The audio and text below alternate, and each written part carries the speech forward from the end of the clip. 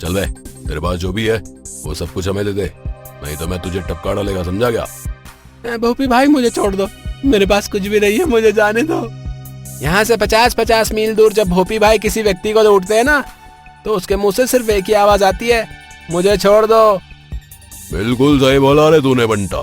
जरा इस व्यक्ति को समझा कि जो मुझे पैसे नहीं देता है ना, उसका अपन क्या करता है। ए चले, चुपचाप तेरे पास जो कुछ भी है ना वो सब इस झोली में डाल दे रे, नहीं तो गुरु का दिमाग सटका ना तो तेरी गैर नहीं, समझा क्या? देखो मेरे पास सिर्फ केवल 1 रुपए का सिक्का है, तुम ये भी ले लो और मुझे जाने दो। फिर वो व्यक्ति बंटा की झोली में 1 रुपए का सिक्का डालकर वहाँ से भाग जाता है। अरे गुरु, ये तो हमसे भी ज्यादा भिखारी निकला।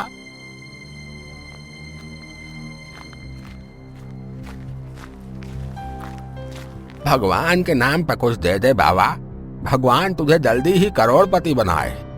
ये देख बंटा, भिखारी का नाम लिया और भिखारी हाजिर है। अबे भिखारी, यहाँ से चलता बने, हमारे पास तुझे देने के लिए कुछ भी नहीं है। कुछ तो होगा मालिक, कुछ भी दे दो, भगवान तुम्हें जल्दी ही करोड़पति बनाएगा। अबे तुझे एक बात में समझ नहीं आती क्या? अबे जब बोल दिया ना कुछ नहीं है हमारे पास तो कुछ नहीं है, समझा क्या? अरे बंटा, तेरी झोली में जो 1 रुपए का सिक्का पड़ा है वो इसे दे दे, नहीं तो ये हमें परेशान करके ही छोड़ेगा। ये ले, चल चल दफा हो यहाँ से, अब चल। फिर वो व्यक्ति वहाँ से चला जाता है। शाम को बंटा और भोपी एक तालाब के किनारे बैठकर बात कर रहे थे। यार बंटा, आज तो कुछ भी कमाई नहीं हुई यार हमारी। हाँ गुरु, लगता है हमको कोई दूसरा काम ढूंढना पड़ेगा। अरे लेकिन अपन लोगों को चोरी करने के अलावा और कुछ आता भी तो नहीं है रे। बंटा और भोपी आपस में बात कर ही रहे होते हैं कि तभी भोपी को तालाब में कुछ दिखता है। अरे बंटा, लगता है तालाब में कुछ है। अरे कुछ भी तो नहीं है गुरु। अब तुझे मैं कैसे दिखाऊं बे, आजू बाजू कोई पत्थर भी तो नहीं है। फिर भोपी बंटा की एक चप्पल उठाकर उस तालाब की ओर फेंकता है। अरे गुरु, ये क्या किया? मेरी चप्पल तालाब में फेंक दी। अरे मुझे ऐसा लगा कि तालाब में कुछ है बे। अरे गुरु, मैंने आपसे बोला था कि तालाब में कुछ नहीं है। अब मैं एक चप्पल का अचार थोड़ी डालूंगा, तू भी जा उसी तालाब में। गुरु, अब मैं बिना चप्पल के कैसे रहूंगा? लगता है हमारा भीख मांगने का टाइम आ गया है। तू 1 मिनट यहीं रुक, मैं 5 मिनट में आ रहा, समझा? फिर भोपी वहाँ से चला जाता है।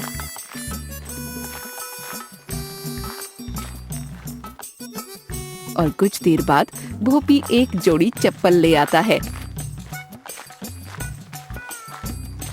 अरे आप कहाँ गए थे और आप ये किसकी चप्पल मार लाए? तू आम खाना रे, उठली काय को गिनता है बे? अरे गुरु, पहले आप ये बताओ कि आप ये चप्पल कहाँ से लाए, तभी मैं इनको पहनूंगा। अरे पास ही में एक पंडित जी अपनी चप्पल उतार कर मंदिर में गए थे, बस इतनी देर में मैंने वो चप्पल चुरा ली। क्या? अरे वाह गुरु, आप तो बहुत ही होशियार निकले। क्या? बंटा और भोपी आपस में बात कर ही रहे होते हैं कि तभी भोपी के दिमाग में एक आइडिया आता है। बंटा, अब लगेगी पैसे की लाइन। हम लोगों के जूते चप्पल चुरा कर उन्हें पॉलिश करके बेचेंगे और हमारी अच्छी कमाई होगी। क्या? अरे वाह गुरु, आप तो बहुत ही होशियार है। तो ठीक है, कल से हम जगह जगह जाकर लोगों के जूते चप्पल चुराएंगे क्या, और उनको चमका कर अपनी दुकान में कम दामों में बेचेंगे। क्या? अगले दिन वो दोनों एक कपड़े की दुकान के पास जाते हैं और दुकान के बाहर कई लोगों के जूते चप्पल पड़े होते हैं। तभी भोपी बंटा से कहता है, सुन बंटा, तू कुछ जूते चप्पलों को अपनी झोली में भर और उनको अपनी दुकान पर लेकर जा। ठीक है गुरु, मैं आपके बताए अनुसार ही करूंगा। अब बस आप दुकान को संभाल लो। इधर भोपी अपनी दुकान संभालता है और उधर बंटा लोगों के जूते चप्पल चोरी कर लेता है। ये लो गुरु, अपन जूते चप्पल ले आया, अब बस इसको चमकाना बाकी है। अरे मेरे जूते कहाँ गए? कल ही मैंने उनको खरीदा था, अभी तो मैंने उनको ठीक से पहना तक नहीं और वो चोरी हो गए।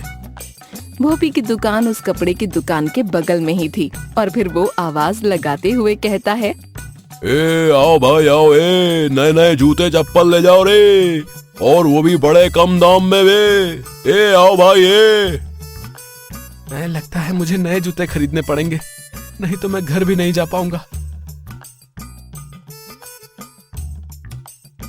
अरे भाई, मुझे एक अच्छे से जूते दिखा दो। ये देखो भैया जी, एकदम नया जूता है, आज ही आया है मार्केट में। अरे भाई, ये जूता कितने का है? भैया जी सिर्फ 250 का है। अरे वाह, इतना सस्ता। ठीक है, मुझे ये जूते पैक करके दे दो।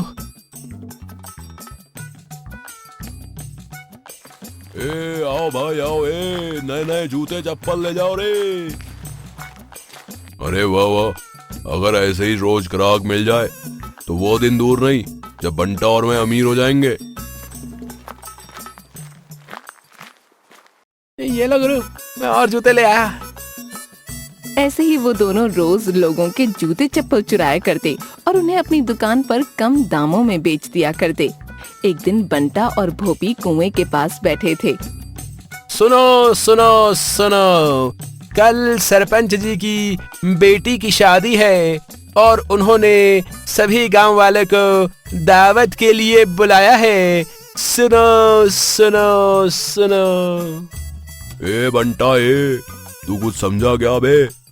हाँ गुरु, कल सरपंच के यहाँ पर दावत है, अपन तो बिल्कुल दबा कर खाना खाएंगे क्या?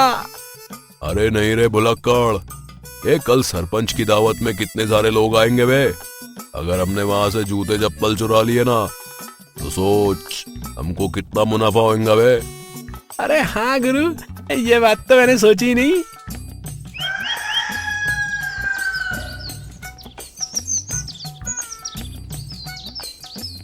अगले दिन सभी गांव वाले सरपंच के यहाँ दावत में चले जाते हैं। वो देख बंटा, कितने सारे जूते चप्पल, आज तो हम इन सभी को चुरा लेंगे बे। हाँ गुरु, आज तो मानो जैसे हमारी जूते चप्पलों की लॉटरी लग गई है। सभी गांव वाले घर के अंदर दावत खा रहे थे और मौके का फायदा उठाकर भोपी और बंटा उन सभी के जूते चप्पल चुरा लेते हैं।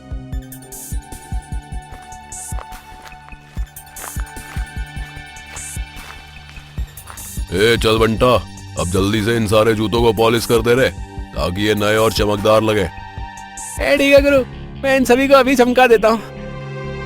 सभी गांव वाले दावत खाने के बाद अपने घर जा ही रहे होते हैं कि तभी एक आदमी कहता है, अरे अरे, मेरी चप्पल कहाँ गई भाई? यहीं तो मैंने उनको उतारा था। अरे मेरी भी चप्पल गायब हो गई भाई, मैंने भी तुम्हारे बगल में ही अपनी चप्पल को उतारा था। अरे हाँ भाई, हमारी भी चप्पल गायब है। और तभी वहाँ पर सरपंच आ जाता है। अरे क्या हुआ गांव वालों, तुम इतना शोर क्यों मचा रहे हो रे? अरे सरपंच जी, हम सभी की चप्पलें चोरी हो गई हैं। क्या? लेकिन ये भला कौन कर सकता है? किसकी ये मजाल जो सरपंच के घर से चप्पलें चोरी कर ले? लेकिन सरपंच जी, अब क्या करें? हम घर कैसे जाएंगे बताइए? अरे गांव वालों, अभी तो शाम हो चुकी है, तुम्हें नंगे पैर ही अपने घर जाना होगा। हम सुबह इस विषय पर चर्चा करते हैं। अरे सरपंच जी, किसी की चप्पल मिले ना मिले, लेकिन मेरी चप्पल ढूंढवा देना। इस महीने में 4 चप्पलें गुमा चुका हूँ, माँ इस बार मुझे छोड़ेगी नहीं। उस व्यक्ति की ये बात सुनकर सारे गांव वाले हंसने लगते हैं। अगले दिन सरपंच एक बैठक रखता है जिसमें सभी गांव वाले उपस्थित होते हैं। हमारे गांव में पहले कूलर चोरी हुए थे और अब चप्पल भी चोरी होने लगी। यह तो बड़ी ही गंभीर समस्या है। हाँ सरपंच जी, कल से हम सभी ने चप्पलें नहीं पहनी है और आज तो मेरे पैर में कांटा भी चुभ गया। बताइए, हमें जल्द से जल्द इस चप्पल चोर का कुछ तो करना पड़ेगा, नहीं तो हमें नंगे पैर ही रहना पड़ेगा। ये सारी बातें एक पेड़ के पीछे से बंटा सुन लेता है और जाकर भोपी को बता देता है। अरे गुरु, कल हमने सरपंच के यहाँ से जो चप्पलें चुराई थी, वो बात सारे गांव में फैल गई है। अच्छा तो ये बात है, लेकिन वो गांव वाले हमारा कुछ बिगाड़ नहीं पाएंगे क्या? अरे गुरु, सरपंच ने सारे गांव वालों को अब तक सतर्क कर दिया है, तो अब हमें बहुत ही सावधानी बरतनी होगी क्या? तू ठीक कहता रे बंटा, अब हमें भी चौकन्ना रहना पड़ेगा क्या? कुछ दिन बीत जाते हैं, लेकिन चप्पल चोरों का कोई अता पता नहीं चलता।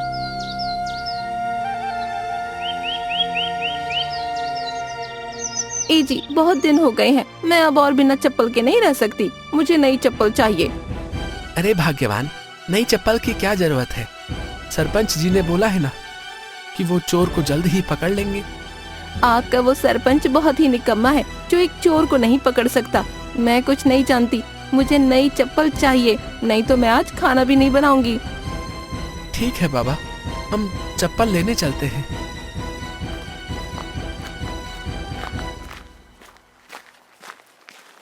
फिर वो दोनों चप्पल लेने भोपी की दुकान पर पहुंचते हैं। नए नए जूते चप्पल ले जाओ रे। अरे भैया जी, हम दोनों के लिए चप्पलें दिखा दीजिए। ठीक है भैया जी, अभी दिखाता हूँ।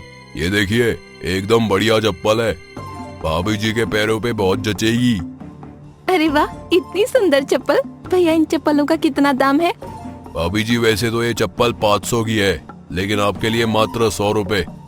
भैया जी, जल्दी से मुझे ये चप्पल दे दीजिए। कमला वो चप्पल पहन ही रही होती है कि तभी उसे उस दुकान पर बहुत ही सुंदर जूतियाँ दिखाई देती हैं। अरे, ये जूतियाँ तो बिल्कुल वैसी हैं जैसी विमला के पास थी। कहीं यही तो चप्पल चोर नहीं है जो सबके जूते चप्पल चुरा कर यहाँ बेचता है? अरे क्या हुआ भाभी जी, आप क्या सोच में पड़ गई? आपको ये चप्पल कैसी लगी? बहुत अच्छी है भैया, इन चप्पलों को पैक कर दो। फिर भोपी को पैसे देकर कमला और उसका पति चप्पल लेकर घर आ जाते हैं।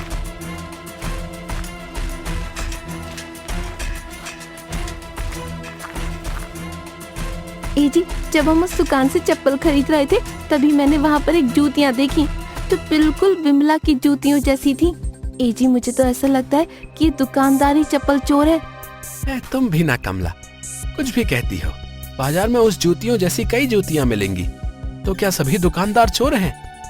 ए जी, आप मानो या ना मानो, विमला की जूतियाँ उसी ने चुराई हैं, और मुझे तो लगता है हम सभी की चप्पलें भी उसी ने चुराई हैं। ठीक है कमला, अगर तुम्हें लगता है तो हम आज ही सरपंच जी के घर जाएंगे और उनसे बात करेंगे।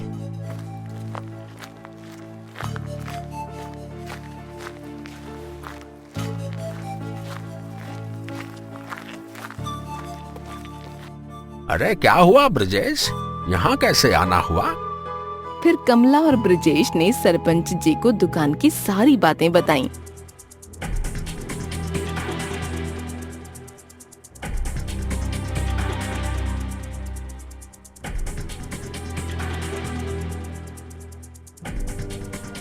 अच्छा, तो ये बात है, तुम कहती हो कि तुमने विमला की जूतियाँ उस दुकान पर देखी?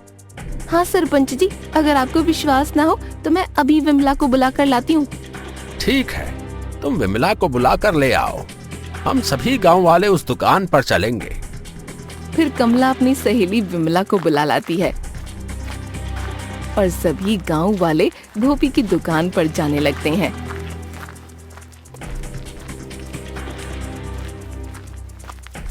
अरे बंटा, ये सभी गांव वाले अपनी दुकान पर काय को आ रहे बे? अरे गुरु, मुझे लगता है कि ये सभी अपन लोगों से चप्पल खरीदने आ रहे हैं।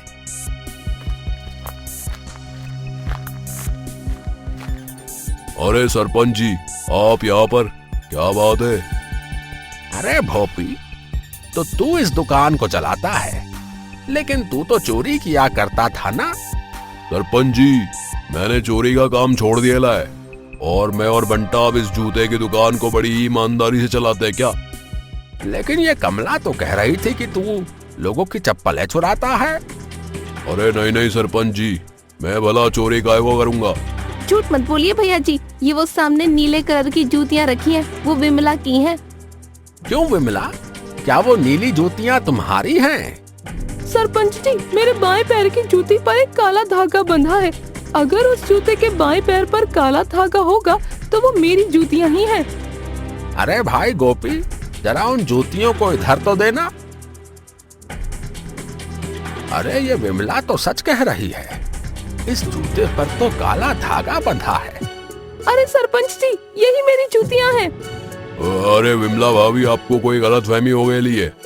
अरे नहीं भाई, मुझे कोई गलतफहमी नहीं हुई, ये मेरी ही जूतियाँ हैं। अरे मर गए रे, ये गुरु ने कहाँ फंसा दिया। अब ये गांव वाले हमको छोड़ेंगे नहीं।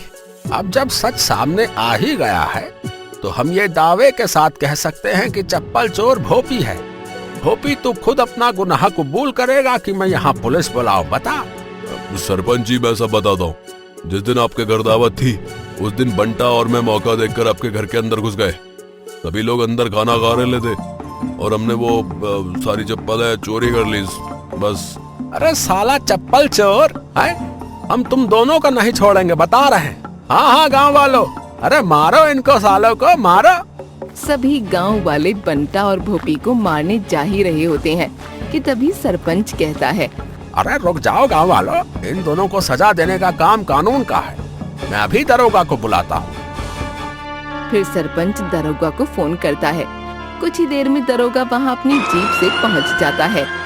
दरोगा, यही चप्पल चोर है, पकड़ लो इन दोनों को। अरे रघुवीर, अरे हथकड़ी लगा इन दोनों को। अरे दरोगा जी, हमने बस चप्पल ही तो चुराई है। आप इन चप्पल जूतों की वजह से हमें जेल में बंद कर देंगे। अरे चल रहा है या इन सारे चप्पल जूतों से तुम दोनों का यही ढोल बजा दूं? हैं? ऐसा कहकर दरोगा बंटा और भोपी को जीप में बैठाकर थाने ले जाता है।